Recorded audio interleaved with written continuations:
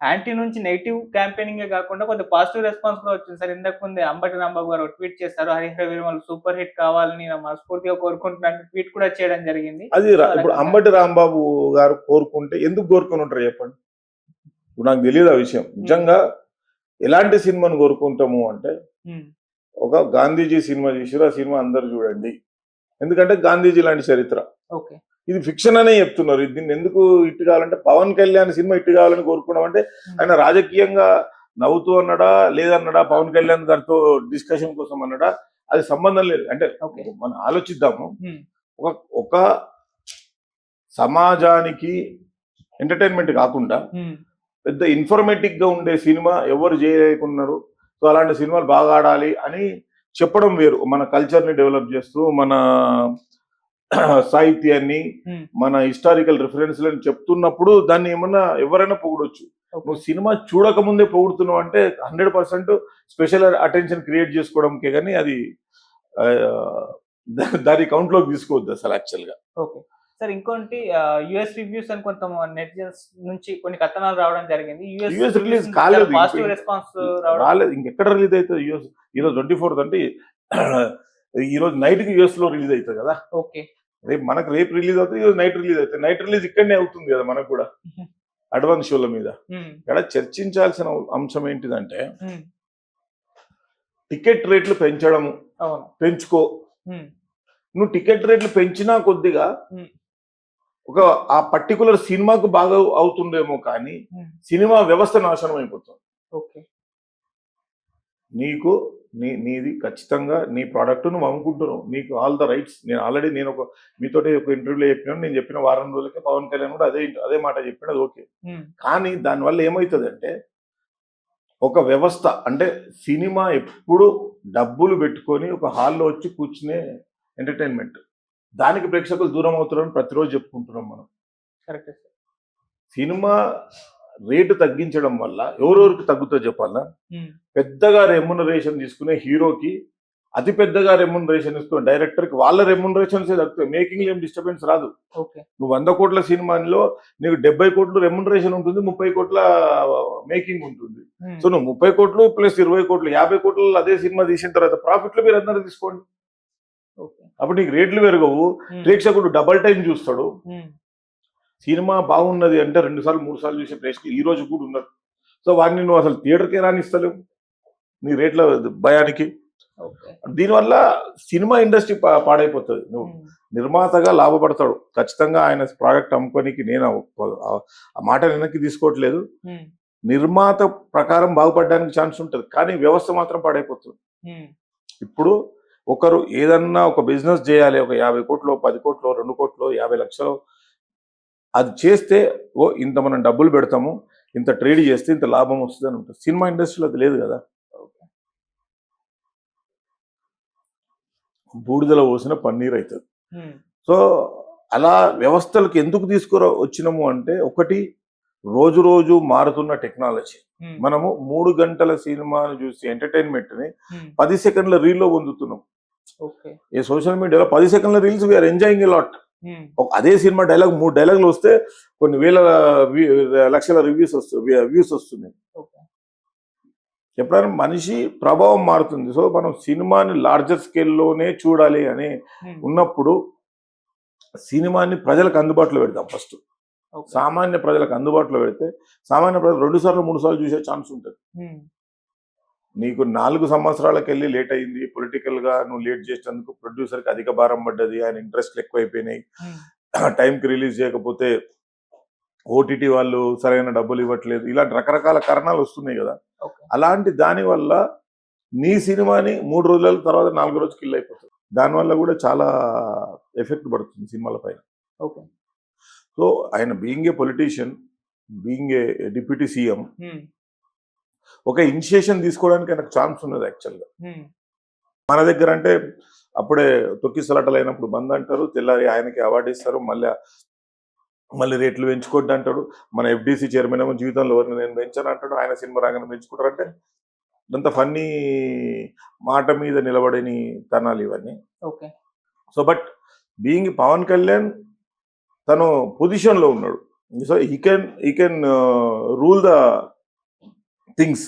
So అలాంటప్పుడు ఆయన ఒక పెద్ద ఇనిషియేషన్ తీసుకోవాలి. ఎందుకంటే కమింగ్ 4-5 సినిమాలు వస్తున్నాయి ఆయన, పాత సినిమాలు, ఆగిపోయిన సినిమాలని ఒక్కొక్కటి రిలీజ్ చేస్తున్నారు కదా. ఈ సినిమా మంచిగా ఆడితే ఇంకొక సినిమా చూస్తారు. ఇది పోయింది అనుకో, ప్రేక్షకుడు పెట్టుకొని 1000 రూపాయలు 2000 పెట్టి ఇద్దరు కలిసి పోవాలంటే 3000 అయితే ఎక్కడికి వెళ్ళి తెచ్చుకుంటారు వాడు. మీరు అన్నట్టు సార్, ఈ టికెట్ రేట్స్ అయితే ఇష్యూ పెద్ద చర్చ ఎప్పటి నుంచో కూడా జరుగుతుంది. అదొక పక్కన అలా ఉంచితే ఇంకోటి కూడా డిస్కషన్ అవుతుంది సార్. మామూలుగా సంక్రాంతి తర్వాత థియేటర్లలో అసలు ఫీడింగే లేదు, మూతపడే సింగిల్ స్క్రీన్స్ మూతపడే పరిస్థితి కూడా రావడం మనం చూస్తాం. సో చాలా కాలం తర్వాత హరిహర వీరమల్లు వస్తుంది. సో ఇప్పుడు మూసుకున్న థియేటర్లు కూడా ఈ సినిమాతో తెరుచుకునే ప్రభావం కనిపిస్తుందని కూడా అంటున్నారు. దీనిపైన మూసుకునే థియేటర్లు తెరుచుకుంటాయి అనేది మాట్లాడడానికి బాగుంటదండి. మూసుకున్న థియేటర్ తెరవడం అడిగాడు, అయిపోయింది, మూసేసుకున్నాడు. హరిహర వీరమల్లు కాదు, ఇంకే వీరమల్లు వచ్చినా తెరవరు. కాకపోతే ఏమవుతుందంటే ఊర్లలో 3 షోస్ బదులు 2 షోస్ వేస్తున్నారు. సినిమా బాగుంటే 3వ షో వేస్తుండొచ్చు, ఇంకా బాగుంటే 5 షోలు కూడా వేయచ్చు. అది ఇప్పుడు రిజల్ట్ వచ్చిన తర్వాత ఓపెనింగ్ ని క్యాష్ చేసుకుందేమనే దాంట్లో ఉన్నారు ఇప్పుడంతా producers, heroes, producers, whatever. Opening ఆ సినిమా, మన సినిమా ఎట్లుంటుందో మనకు తెలియదు. ఎందుకంటే వాళ్ళు డైరెక్టర్లు మార్చారు, కథలు మార్చారు, గెటప్లు మార్చారు. కొందరు అంటున్నారు కొన్ని సీన్లలో పవన్ కళ్యాణ్ గారు ఒకలాగా ఉంటారు, మన తర్వాత ఒకలాగా ఉన్నారు. ఆయన ఈ 4-5 years లో ట్రాన్సిషన్ చాలా చేంజ్ అయ్యింది కదా. సో గ్రాఫిక్స్ లో మార్చారు అని, ఇది రకరకాలుగా వదంతులు ఇవన్నీ, నాకేం తెలియదు. సో దానివల్ల కూడా డిస్టర్బెన్స్ రావచ్చు. ముందు ఫస్ట్ డే 2 రోజులు తాకు బయటికి తెలిసే లోపల నా డబ్బులు నాకు రావాలి. దాని మీద డిస్ట్రిబ్యూటర్లు, ఆ డిస్ట్రిబ్యూటర్ల మీద ఎగ్జిబ్యూటర్లు, మధ్యలో మీడియేటర్లు ఉంటారు, థర్డ్ పార్టీస్. సో వీళ్ళందరూ ఒక జూదం ఆడడానికి సిద్ధమయ్యారు. అంటే ఈ ఒక్క సినిమాని కాదు, ఏ సినిమాకైనా, ఏ పెద్ద సినిమాకైనా టేబుల్ ప్రాఫిట్ బిజినెస్ అయ్యే సినిమాలు పోయినాయి. ఎందుకు అంటే కొంచెం ప్రాఫిట్ వస్తుందంటే ఆ ప్రాఫిట్ ని గద్దల director, hero solid remuneration part పెట్టుకున్న తర్వాత మేకింగ్ ఆయన ఖర్చు పెట్టలేదు. అది సో సో ఈ వ్యవస్థ మారాలంటే అధికారంలో ఉండి సినిమాలో ఉన్న నాయకులు ఒక పెద్ద చట్టం తీసుకురావాలి. అప్పుడు ఇంకా వాళ్ళు ఉన్నన్ని రోజులన్నా ఒక మంచి వాతావరణం నెలకొల్పుతుంది. మంచి వాతావరణం నెలకొల్పడం వల్ల ఏమవుతుంది అంటే, ఇప్పుడు మాకు అల్టిమేట్ గా థియేటర్కి వచ్చి జనాలు సినిమాలు చూడాలి. అంతే. అదే ఈ సినిమాతో స్టార్ట్ అవుతుందా అంటే సంక్రాంతి తర్వాత ఇప్పటి వరకు అయితే థియేటర్ కు జనాలు రావడమే గగనం అయిపోయిందని మొదటి వరకు కూడా వాపోయాం. సో ఇప్పుడు స్టార్ట్ అవుతుందా ఈ సినిమాతో? హిట్ 3 కూడా కొంచెం మంచిగానే పే చేసింది, తండేల్ కూడా బాగానే పే చేసింది. అది కొంత నోటెడ్ హీరోస్ మిగతా అదే చెప్తున్నాను, ఈ 2 సినిమాలకి మేకింగ్ కాస్ట్ ఎక్కువ అవుతుంది. మేకింగ్ కాస్ట్ వల్ల ఓ సినిమాని ఒక 10% లో తీయాల్సింది ఒక 5 times పెంచేసి 50% చేస్తున్నారు. దానివల్ల క్వాలిటీ ఏం పెరుగుతుందో వాళ్ళకి తెలుసు. వేస్టేజ్ అంతా డబల్ ఎక్కువ అవుతుంది. సో వేస్టేజ్ ని కౌంట్ చేయాలనుకుంటే అసలు ప్రొడ్యూసర్ ఊహించుకొని కూడా ఊహించుకోలేరు.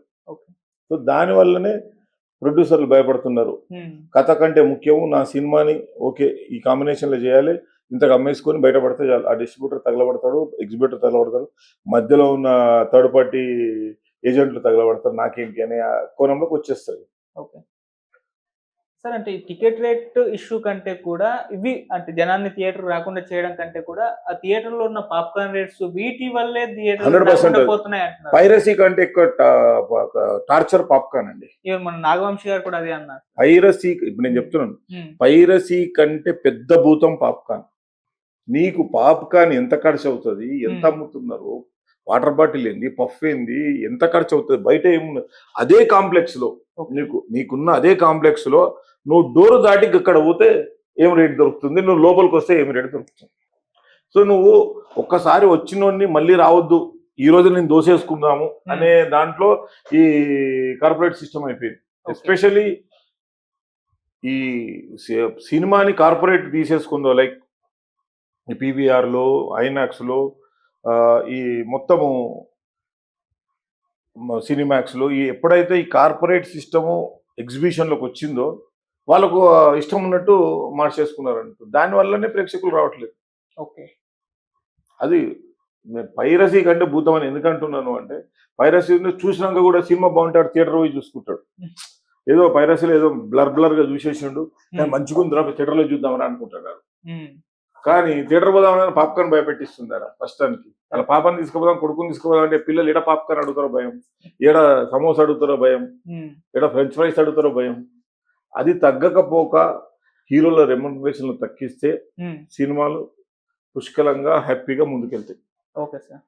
ఫైనల్ గా సార్, ఈ హరిహర వీరమల్లు ఒకసారి కన్క్లూడ్ చేస్తే ఈ సినిమా మరి బాక్స్ ఆఫీస్ వద్ద ఎటువంటి రిజల్ట్స్ చూసే అవకాశం అయితే కనిపిస్తుంది అంటే ఇప్పటి వరకు పవన్ కళ్యాణ్ గారికి ఉన్న క్రేజ్, ఈ సినిమా మీద ఉన్న హైప్, వీటిని దృష్టిలో ఉంచుకొని మీరు ఏం చెప్తారు సార్? పవన్ కళ్యాణ్ గారికి క్రేజ్ ఖుషి సినిమాతో వచ్చింది. ఆయన తర్వాత ఎన్ని సినిమాలు ఫ్లాప్ అయినా మళ్ళీ అత్తారింటికి దారేది వరకు ఆయన ఫ్లాప్ అయిన సినిమాకున్న క్రేజ్ కూడా క్రేజే. సో ఆయన క్రేజ్ విషయంలో ఏం మారలేదు. మనం బ్యాక్ టు బ్యాక్ 6-7 సినిమాలు ఫ్లాప్ అయినా, అటర్ ఫ్లాప్ అయినా, మీడియం యావరేజ్ అయినా కూడా ఓపెనింగ్స్ అయితే నాకేం దూకాలేదు పవన్ కళ్యాణ్ సినిమాకి. సో ఇక్కడ మనం చర్చించాల్సింది ఏంటంటే అప్పుడు పవన్ కళ్యాణ్కి యాంటీ ఫ్యాన్స్ లేరు. మీరన్న యాంటీ ఫ్యాన్స్ చూడొద్దు అని మొగ్గుపట్టి పెట్టోళ్ళు లేడు. ఇప్పుడు చూద్దాం అనుకునేటోడు కంటే చూడొద్దు అనే మొగ్గుపట్టి ఎక్కువైంది కదా. ఈ యాంటీ ఫ్యాన్స్ రిజల్ట్ వల్ల బాగలేకపోతే మాత్రం కష్టము. సెన్సబుల్ సినిమా ఉంటే ఖచ్చితంగా అంటే 100% సినిమాలు మంచిగా ఆడాలనే కోరుకోవాలి. అంటే బీయింగ్ ఏ సినిమా పర్సనాలిటీ నేను సినిమా మంచిగా ఆడితేనే ఇంకా వేరే కొన్ని సినిమాలు వస్తాయి. సినిమాలు ఆడకపోతే భయం అవుతున్నది, ఇన్వెస్టర్స్ భయపడుతున్నారు, అమ్మా సినిమాలు ఆడట్లేదు.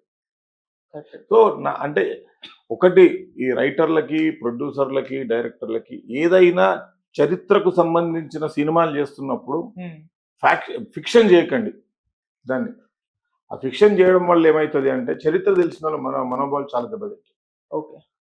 సో చరిత్ర బుక్ ఎందుకు రాసుకుంటున్నాం మనం? ఇది అదొక డాక్యుమెంట్, విజువల్ డాక్యుమెంట్, సినిమా అంతే. సో అక్కడ చదివింది ఇక్కడ ఉండాలి కదా. మరి అది లేదు కాకపోతే నువ్వు చరిత్ర అని చెప్పకండి. దానివల్ల కూడా కొంచెం బాగా కోపోద్రేకంకి వెళ్తున్నారు. కాకపోతే ఆల్ లాంగ్వేజెస్ మల్టీ స్టారరు అందరిని పెట్టి పాన్ ఇండియా సినిమా అనుకొని పోస్టర్ కింద 15 లాంగ్వేజ్ల పేర్లు వేసుకొని తెలుగులో రిలీజ్ చేయడం వల్ల ఈ సినిమాకున్న స్ట్రెంత్ వీక్ అవుతున్నది అనేది ఒకటైతే తెలుస్తుంది. అంటే ఇప్పుడు చావా సినిమా కూడా స్టార్టింగ్ లో హిందీలో రిలీజ్ అయిన తర్వాత తెలుగులో రిలీజ్ చేశారు. అలా చాలా సార్లు జరిగింది. చావా హిట్ అయినది మన అవసరం కోసం మనం తెచ్చుకున్నాం. Okay. They don't want to release in Telugu. It's not completely Marathi Shivaji movie. బాగుంది కాబట్టి అన్ని లాంగ్వేజెస్ తీసుకొచ్చి మా సినిమా మేము కూడా రిలీజ్ చేసుకుంటాం, మా లాంగ్వేజ్ డబ్బింగ్ చేసుకుంటాం. Chhaava producer never wants to release in Telugu. They never wants to release. ఎందుకంటే ఆ ప్యాటర్నే ఎక్కదు వీళ్ళకి. సో హిట్ అయింది కాబట్టి మనం చూసుకుంటాం అట్లా. Okay sir. ఇది డైరెక్ట్ పాన్ ఇండియా అనౌన్స్ చేస్తారు కాబట్టి నేను అదే అంటున్నాను. ఎందుకంటే ఇప్పుడు మనం సౌత్ సినిమాలు ఎస్పెషల్లీ తెలుగు సినిమాలు వెళ్ళి జెండా బాతినే బాలీవుడ్ లో అని చెప్తున్నప్పుడు మనం పాన్ ఇండియా ఈ రోజు కూడా పోస్టర్ కింద 15 లాంగ్వేజెస్ ఉంటున్నాయి. తమిళ, మలయాళం, కన్నడ, ఉన్న లాంగ్వేజ్ అన్ని పెడుతున్నారు కదా పోస్టర్ లో. పెట్టి అన్ని లాంగ్వేజ్ లో రిలీజ్ చేయాలి కదా మనం. చూద్దాం మరి ఏం జరుగుద్దా ఈ సినిమా విషయం. ఎనీవే మీ ప్రేక్షకులందరికీ పవన్ కళ్యాణ్, ఎస్పెషల్లీ పవన్ కళ్యాణ్ అభిమానులు ఎవరన్నా ఛానల్ చూసే వాళ్ళు ఉంటే మీ స్టార్ హీరో సినిమా రిలీజ్ అవుతుంది కాబట్టి ఫస్ట్ డే వెళ్ళండి, ఆయనకి మోటివేషన్ ఇవ్వండి. Right sir. Thank you so much. Thank you very much.